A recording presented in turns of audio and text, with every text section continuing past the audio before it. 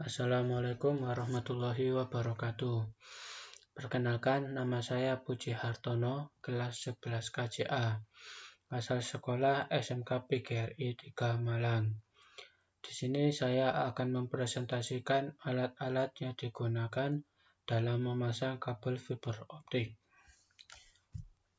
Yang pertama yaitu fusion splitter atau sering dikenal sebagai alat untuk menyambungkan serat optik. Ini merupakan salah satu alat yang digunakan untuk menyambungkan sebuah core seperti serat optik, di mana serat tersebut terbuat atau berbasis kaca dan mengimplementasikan suatu daya listrik yang telah dirubah menjadi sebuah media sinar berbentuk laser. Jadi, alat ini berfungsi untuk memanasi kaca yang terputus pada core, sehingga bisa tersambung kembali dengan baik. Yang kedua, yaitu stripper atau Miller.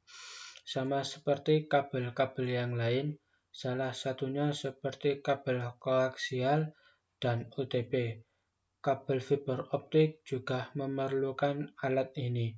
Alat ini berfungsi sebagai media untuk memotong dan mengupas kulit dan daging kabel. Yang ketiga yaitu cleaver. Cleaver tools ini mempunyai fungsi untuk memotong core yang kulit kabel optiknya sudah dikupas. Perlu kalian ketahui juga bahwa pemotongan core ini wajib menggunakan alat khusus ini, karena pada serat kacanya akan terpotong dengan rapi.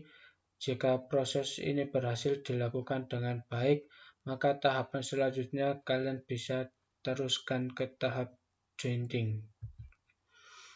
Yang keempat yaitu optical power meter atau disingkat sebagai OPM. Alat yang satu ini memiliki fungsi untuk mengetahui seberapa kuat daya dari signal cahaya yang sudah masuk. OPM ini juga mempunyai interface VC yang langsung berhubungan dengan padcore VC. Yang kelima yaitu optical time domain reflectometer atau disingkat sebagai RTDR. RTDR merupakan salah satu alat yang digunakan untuk mendeteksi komunitas atau himpunan suatu kabel serat optik dalam jarak tempuh tertentu. Sehingga dengan adanya alat ini diharapkan mampu menghasilkan jarak dari dua sisi yang merupakan ukuran gangguan yang terjadi, sehingga untuk melakukan troubleshooting dapat dilakukan dengan baik, karena akan sangat mudah menentukan suatu letak lokasi gangguan yang tengah terjadi. Yang keenam yaitu optical fiber identifier. Alat yang satu ini memiliki fungsi untuk mengetahui arah signal dengan penunjuk arah dan besar daya yang dilaluinya. Kemudian cara memasang kabel fiber optik. Yang pertama yaitu siapkan kabel fiber optik yang akan diterminasi. Dalam hal ini kabel yang masih utuh tanpa disentuh apapun. Yang kedua, kupas kulit terluar. Dalam hal ini pembungkus kabel hitam seperti gambar di bawah. Dan jangan lupa sisakan kabel yang berwarna biru.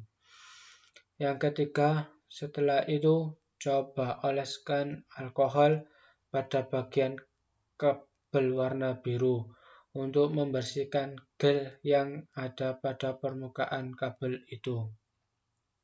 Yang keempat yaitu kupas kabel warna biru tersebut dengan menggunakan cutter. Dan saat mengupas kabel tersebut, jangan sampai bagian dalam terluka. Yang kelima yaitu setelah kabel sudah dikupas, kemudian akan kelihatan isinya berupa kabel dengan jumlah 4 helai seperti helai lembut. Hati-hati jangan sampai patah. Setelah itu oleskan alkohol agar helai tersebut tidak menyatu. Kemudian pisahkan masing-masing helai itu, di mana berupa helai dengan warna biru, hijau, orange, dan coklat. Oleskan juga alkohol agar helai itu tidak menyatu. Kemudian pisahkan masing-masing helai itu, di mana berupa helai dengan warna biru, hijau, orange, dan coklat. Yang keenam yaitu di dalam lapisan helai itu ada lagi lapisan kaca tapi belum core atau inti fiber optiknya. Untuk itu diperlukan alat pengupas. 7. Kupas dengan perlahan-lahan kulit pembungkus helai itu dengan alat pengupas. 8. Setelah terkupas, Anda siapkan lem untuk fibernya. Terdiri dari 2 cairan. Satunya dioleskan ke fiber optiknya dan satunya disuntikkan ke konektornya. Kemudian masukkan fibernya ke konektor secara perlahan-lahan. Ingat, jangan sampai terlambat. Jika terlambat, maka lemnya akan mengering dan fiber tidak bisa ditarik lagi. Yang ke-9 yaitu potong fibernya menggunakan pemotong yang sudah disediakan. Jika hasil potongannya bagus, maka kemungkinan peluang menggosoknya tidak lama. Yang terakhir, kemudian teropong menggunakan mikroskop untuk melihat hasil dari potongan atau gosokan fibernya.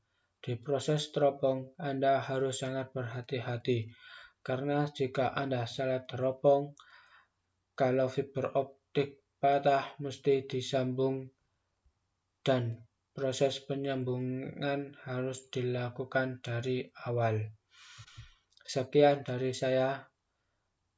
Bila ada salah kata, mohon maaf. Wassalamualaikum warahmatullahi wabarakatuh.